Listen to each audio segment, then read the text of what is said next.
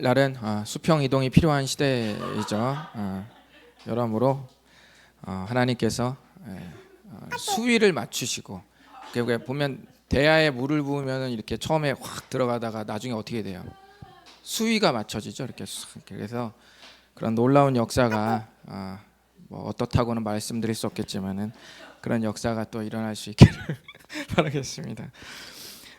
오늘은 갈라디아서를 여러분과 함께 마무리 짓는 날입니다. 홀가분하시죠? 갈라디아서 언제 했나 봤더니 지난 3월에 시작을 해서 지금 거의 끝났습니다. 거의 1년이 좀 안 되는 시간 했는데, 여러분께 말씀드린 바와 같이 우리 갈라디아서 전체 내용을 저번에 살짝 말씀드렸습니다. 그렇죠?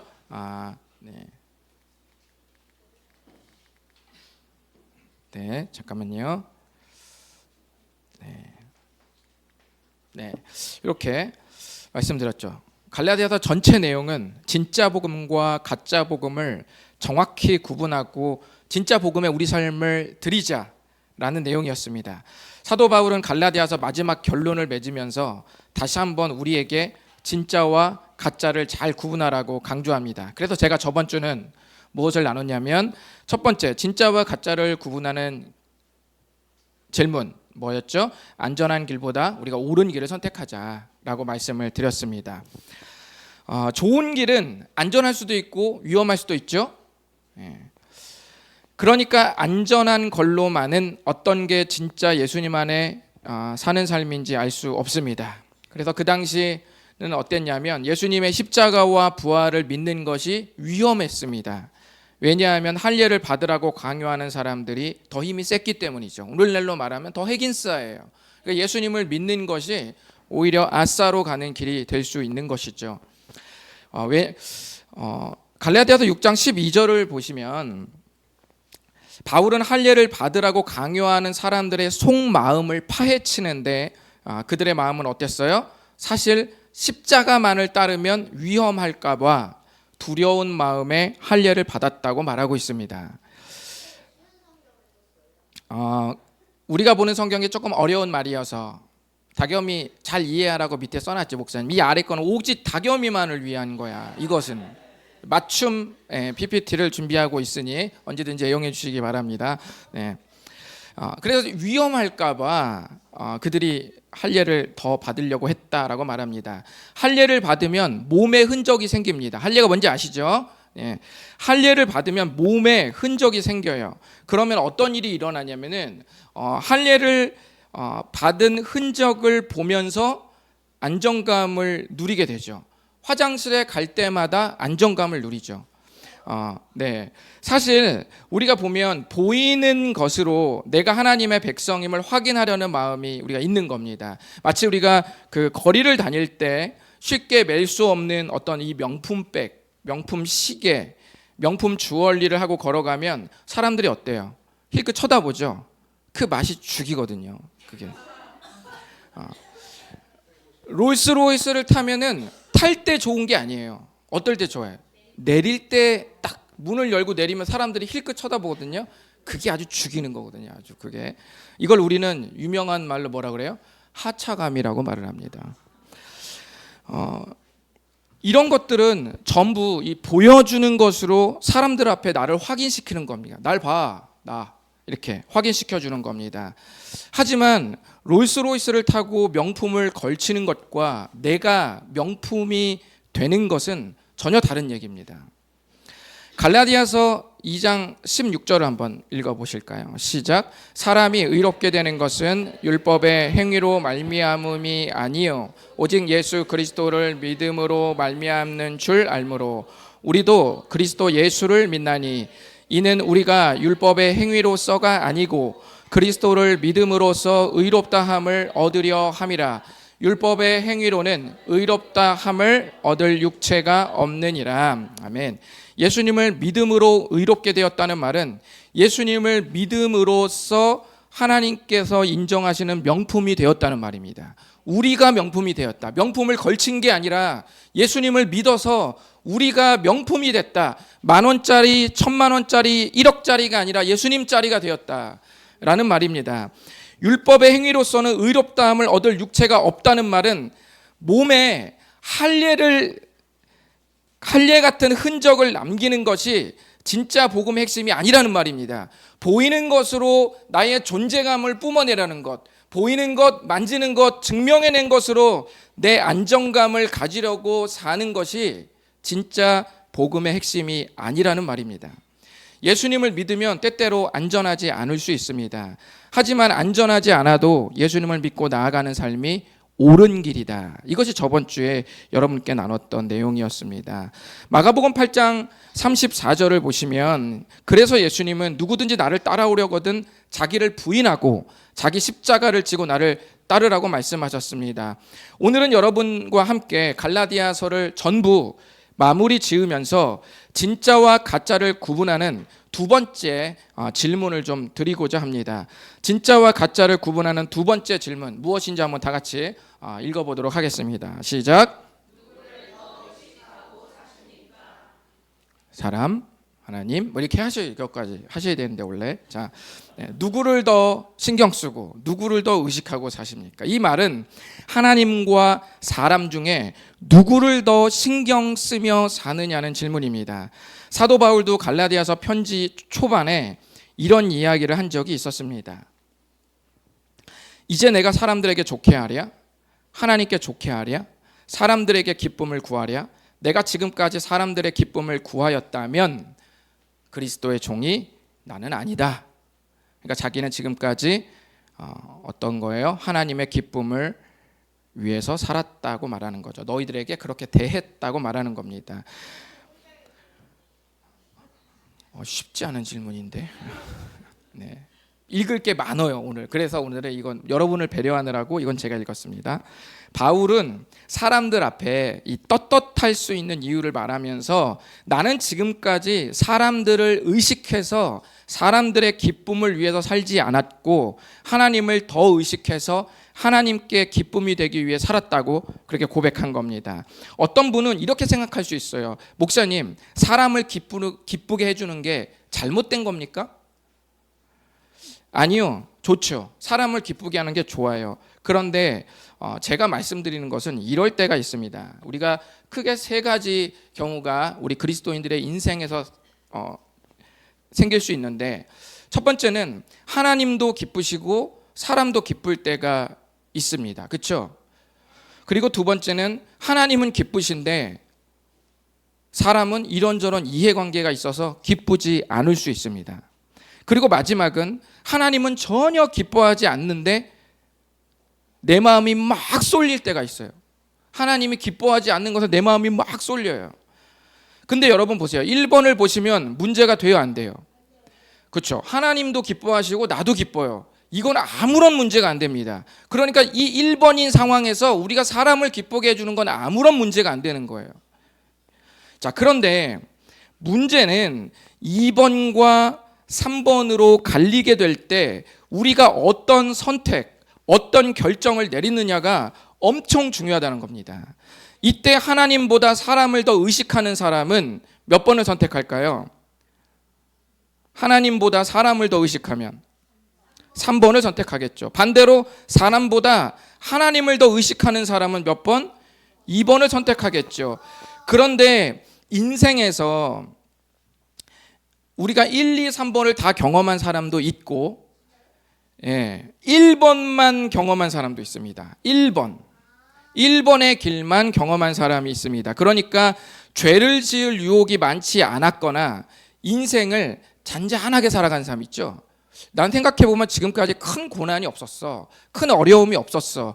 그러니까 인생을 잔잔하게 살아간 사람은 1번만 내가 많이 있었기 때문에 내가 2번인지 내가 3번인지 알아요, 몰라요? 아직까지는 잘 모르는 거예요. 그 상황이 안 돼봐서 내가 2번으로 갈지 3번의 선택을 할 사람인지 잘 검증이 되지는 않았겠죠. 아직 하나님과 나 사이에 이해관계가 갈라진 적이 없기 때문에 내가 2번인지 3번을 선택할지 확인이 아직 안 되었다는 말입니다. 하지만 자기가 2번인지 3번인지 언젠가는 반드시 죽기 전에 드러나게 되어 있습니다. 이스라엘 백성들이 이집트에서 약 400년 정도를 살면서 노예살이를 하는 신세가 되었습니다. 그리고 출애굽기 2장 23절을 보시면 얼마나 힘들었는지 하나님께 막 부르짖었습니다. 그래서 하나님께서 이 부르짖음을 들으셨어요. 아브라함과 맺었던 약속을 기억하고 있었습니다. 여러분 아시죠? 갈라디아서 아브라함과 맺었던 약속. 내가 너로 큰 민족을 이루고 그리고 모든 사람들이 너로 말미암아 복을 받게 하겠다라고 약속했던 바로 그 약속, 그걸 하나님께서 기억하고 계셨습니다. 그래서 하나님께서 이들의 고통 소리를 들으시고 한 사람을 준비시킵니다. 그 사람이 누구예요? 모세예요? 오세예요? 모세죠. 모세를 하나님께서 준비하셨습니다. 출애굽기 3장에 하나님이 그래서 모세에게 찾아갑니다. 모세에게 찾아가서 뭐라고 했는지 한번 읽어보실까요? 시작. 이제 내가 너를 바로에게 보내어 너에게 내 백성 이스라엘 자손을 애굽에서 인도하여 내게 하리라. 네. 성경에는 애굽이 이집트입니다. 그렇게 이해하시면 됩니다. 하나님께서 내가 너를 이집트로 보내겠다. 그래서 내가 너를 보내서 이스라엘 백성을 구출해 내야겠다 라고 하나님께서 모세에게 말씀하셨습니다. 모세가 뭐라고 말했을까요? 안 그래도 제가 이를 갈고 있었습니다. 이때가 지금이다. 안 그래도 주님이 말씀하시기 전에 제가 일어나려고 했었습니다. 제가 순종하겠습니다. 제가 가서 우리 백성들을 꺼내 오겠습니다. 이렇게 대답을 했다면 1, 2, 3번 중에 몇 번일까요? 그렇죠. 모세가 이렇게 대답했다면 1번, 2번, 3번 중에 1번일 거예요. 그러니까 이건 문제가 안 되는 것이죠. 그런데 하나님도 기뻐하시고 모세도 기뻐했던 1번이었다면 문제가 안 될 텐데, 그런데 만약에 모세가 2번일 때, 2번으로 말했을 때는 조금 다릅니다. 그렇다면 모세는 실제로 뭐라고 대답했는지 한번 출애굽기 4장 13절을 한번 읽어보도록 하겠습니다. 시작.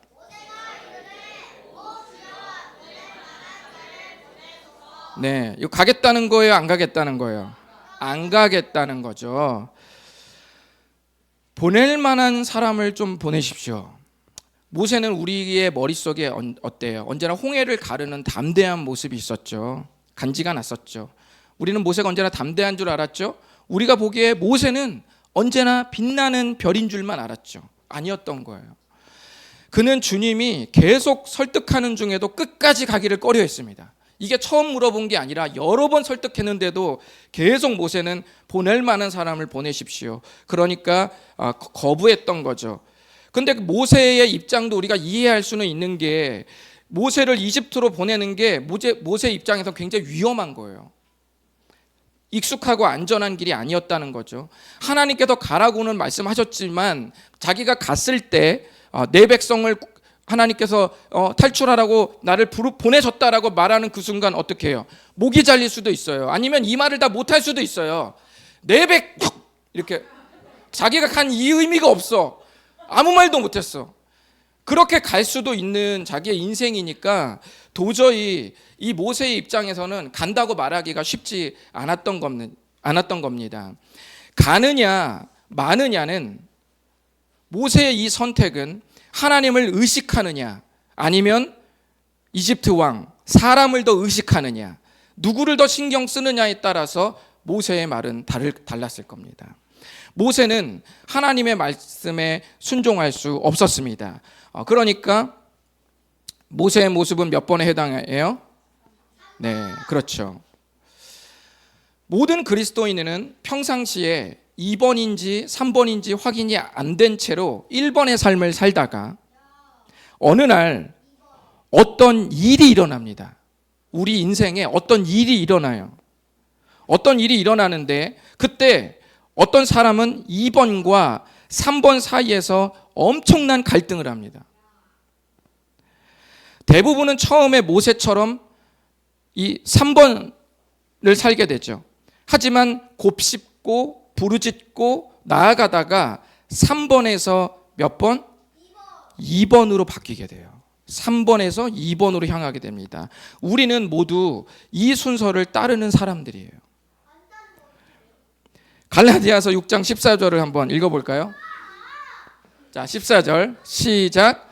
그런데 내게는 우리 주 예수 그리스도의 십자가 밖에는 자랑할 것이 아무것 내가 못 박히고 내가 또한 평일 대하여 그러하니라. 네, 너무 꼬집지 말아요. 괜찮아요. 네, 자, 하나님의 심판이 있기 전에 엄마의 심판이 그에게 임했어요. 불처럼 임해서 등이 뜨끈뜨끈해져서 지금 나갔다가 아마 화목제물이 되어 다시 돌아올 줄 믿습니다. 웃으면서 다시 돌아올 겁니다. 14절의 말씀이 조금 어렵죠, 그렇죠? 말이 좀 꼬여 있는 것처럼 어려운데 우리 그렇다면 세번역 성경으로 한번 이렇게 다시 한번 읽어보도록 하겠습니다. 시작. 그런데 내게는 우리 주 예수 그리스도의 십자가 밖에는 자랑할 것이 아무것도 없습니다. 그리스도로 말미암아 내 쪽에서 보면 세상이 죽었고 세상 쪽에서 보면 내가 죽었습니다. 이해되시죠? 어렵지 않죠. 세상과 내가 서로 죽은 관계라는 말입니다. 치킨 먹을까? 네! 라고 말하면 어때요? 나는 치킨에 대해서 살았어요, 죽었어요? 살았죠. 매우 살았죠. 자, 우리 매운 불족발 먹을까? 이렇게 하면 어때요? 그러면 죽었어요. 매우 죽었습니다. 그러니까 우리는 어떤 걸 말을 할 때 거기에 아주 확 반응하면 그것에 대해서 살아있는 것이고 반응을 전혀 하지 않으면 그것에 대해서 죽은 거죠.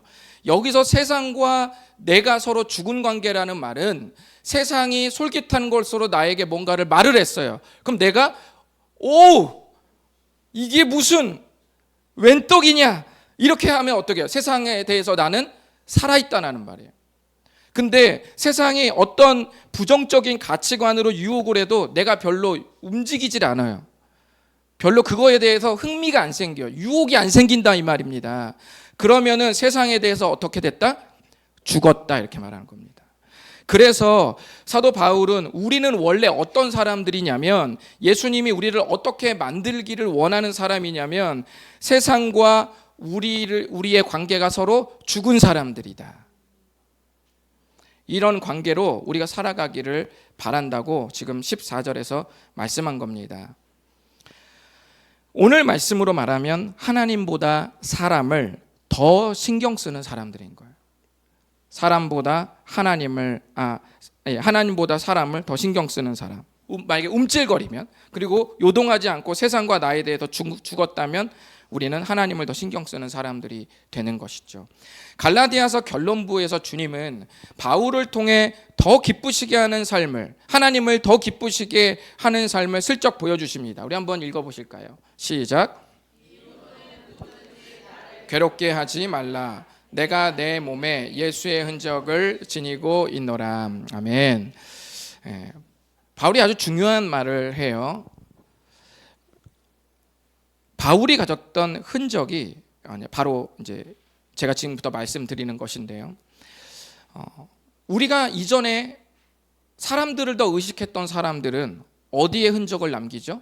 몸에 흔적을 남기기를 원했죠. 몸에 할례를 남긴다는 게 몸에 흔적을 남기는 거거든요. 그걸 통해서 손에 잡히는 거, 눈에 보이는 거, 만져지는 거, 확실히 이 통제 가능한 울타리 안에서 뭔가 다 잡혀지는 그것으로 내가 안정감을 누리는 게 바로 몸에 표시를 하는 겁니다. 몸에 표시를 하는. 그런데 바울이 말한 그렇다면 흔적은 무엇일까요? 여기서 말하는 흔적이라는 말은 노예를 표시하기 위해서 몸에 강제로 새기는 문신을 말하는 단어였습니다. 여러분 옛날에 가끔 TV 보면은 이렇게 소한테 낼 때 있죠? 치스 할 때 되는 거 있죠? 옛날 노예들한테 몸에 새기는 그 문신. 그것이 여기서 말하는 흔적이라는 단어예요. 바울은 조금은 이 강렬한 이 흔적이라는 말을 쓰면서 수많은 사람들이 보이는 것으로 흔적을 남기는 삶을 사는 시대에 그리스도인들이 어떤 흔적을 남기고 인생을 살아야 하는지 가르쳐주고 있습니다. 바울이 자기에게 예수의 흔적, 즉 예수님의 문신, 예수님의 타투를 가지고 있다고 말한 것은 무슨 말일까요? 그것은 이 십자가의 길을 평생 걸으며 하나님의 말씀을 지켜내고 살아내다가 생긴 흔적이 바울에게는 할례의 흔적보다 더 중요한 흔적이었습니다. 채찍에 맞아서 깊게 패인 상처, 돌에 맞아서 움푹 들어간 온몸의 상처들, 구석구석의 모든 상처들, 인생에서의 수많은 굴곡진 위험들, 바울에게는 이것이 진짜 할례였고 영광의 훈장이었습니다. 그리고 그것이 그에게는 예수 그리스도의 흔적이었습니다. 여러분도 어떤 흔적을 남기며 살지 한번 고민해 보시기 바랍니다. 여러분도 잘 아시는 바와 같이 약 15년 전에 인터넷을 뜨겁게 달궜던 두 사람의 발 사진이 있었습니다. 많이 봤을 겁니다. 한 사람은 축구선수 박지성의 발이고 또 한 사람은 독일 슈투트가르단 발레단의 이 수석 발레리나였던 강수진 씨의 발입니다. 고된 훈련 때문에 살이 마디마디 다 박혀 있고 굳은 살이 기형적이라고 할 만큼 아주 변형되고 아주 못생긴 그런 발이었습니다. 이것이 그들의 모든 것을 말해주는 흔적이었습니다. 이 흔적은 흉한 것일까요? 아니면 영광스러운 것일까요? 누가 박지성과 강수진의 발을 보며 아름답지 않다고 말할 수 있습니까? 누가 바울의 흔적을 보면서 숙연해지지 않을 수 있을까요? 우리 모두는 마음에서 이미 내가 무엇을 위해 인생을 걸어야 할지 이미 말하고 있을 겁니다. 2017년에 개봉돼서 우리 모두를 감동시킨 영화가 있었습니다. 원더라는 영화입니다. 이번에 보니 2월 12일에 재개봉된다고 말하고 있습니다. 기회가 되면 꼭 한번 보셨으면 좋겠습니다. 이 영화는 이 어기라는 이름을 가진 아이가 세상과 마주하면서 성장하는 이야기입니다. 영화의 주인공 어기라는 소녀는 어릴 때부터 안면 기형을 가졌습니다. 성형수술을 여러 번 받았지만 또래 친구들의 모습과 얼굴이 많이 달랐습니다. 그런 탓에 학교에 갈 용기가 나지 않아서 부모님으로부터 홈스쿨링을 해왔습니다. 그런데 이제 5학년이 되어서 부모님이 어기를 설득해서 학교에 다니기로 결정합니다. 어기는 용기를 가지고 학교를 나갔지만 호기심 많은 아이들의 무례한 질문, 불편한 질문들을 계속 받아야 됐고 또는 더 악랄하게 집단 따돌림을 받으면서 아주 힘든 시간을 보냈습니다. 어느 날 어기가 학교를 마치고 집에 돌아왔습니다. 심상치 않음을 느낀 엄마가 한밤중에 어기의 방으로 찾아갔습니다. 어기가 말합니다. 저는 왜 이렇게 못생긴 거예요? 그러자 엄마가 말합니다. 너는 못생기지 않았고 너를 알고 싶어하는 애들도 결국 알게 될 거다. 어기가 받아칩니다. 엄마니까 그렇게 말씀하시는 거잖아요. 엄마가 말합니다. 엄마니까 내 말이 제일 중요한 거야. 내가 너를 가장 잘 아니까. 그러면서 엄마는 중요한 말을 합니다. 날 봐. 사람은 누구나 얼굴에 흔적이 있어.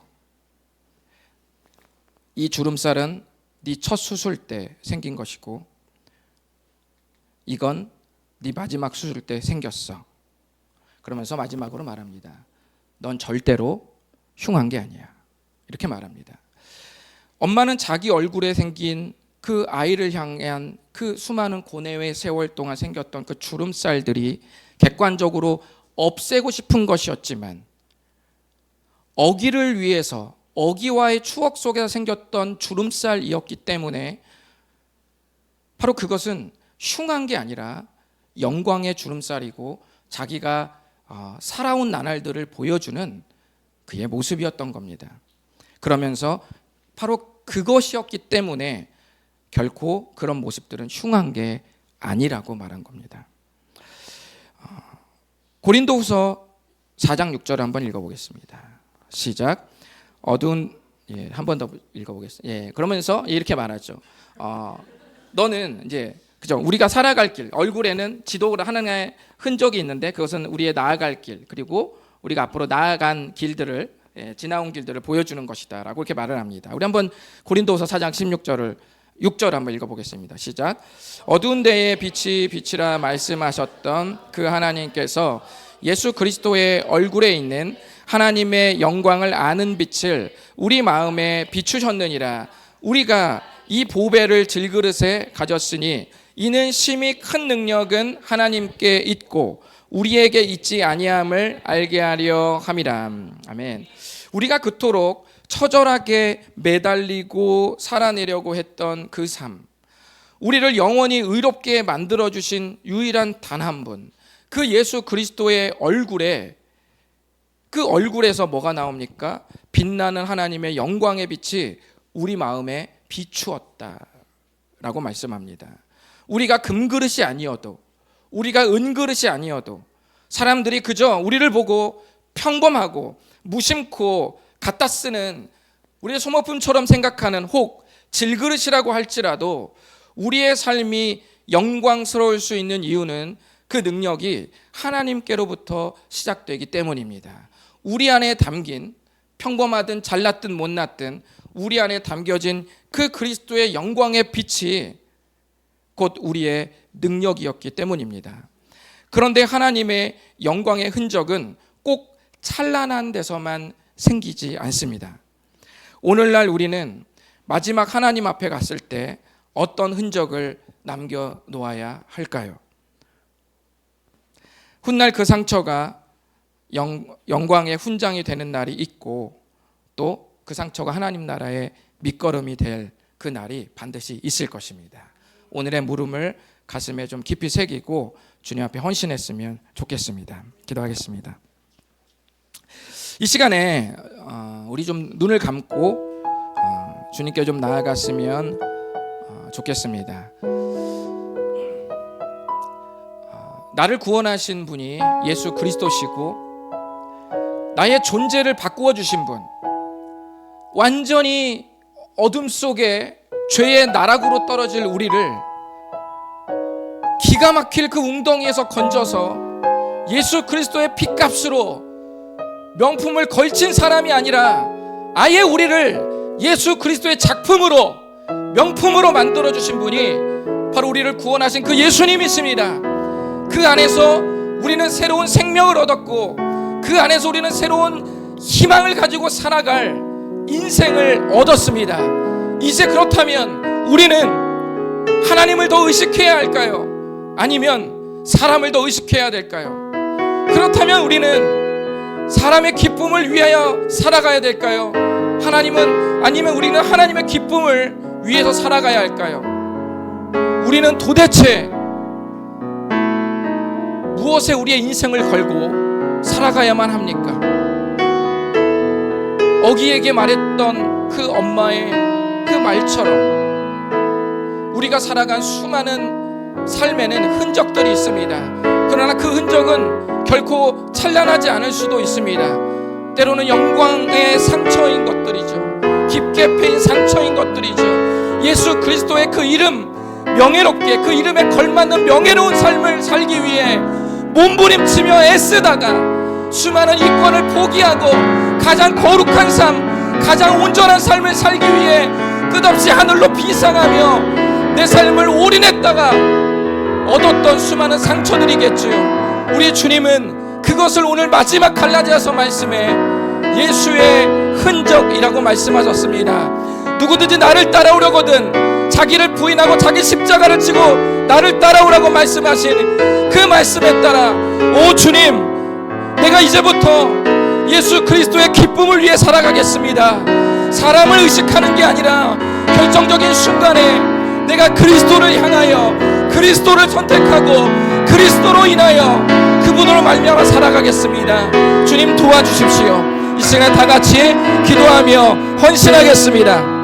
주님 감사합니다.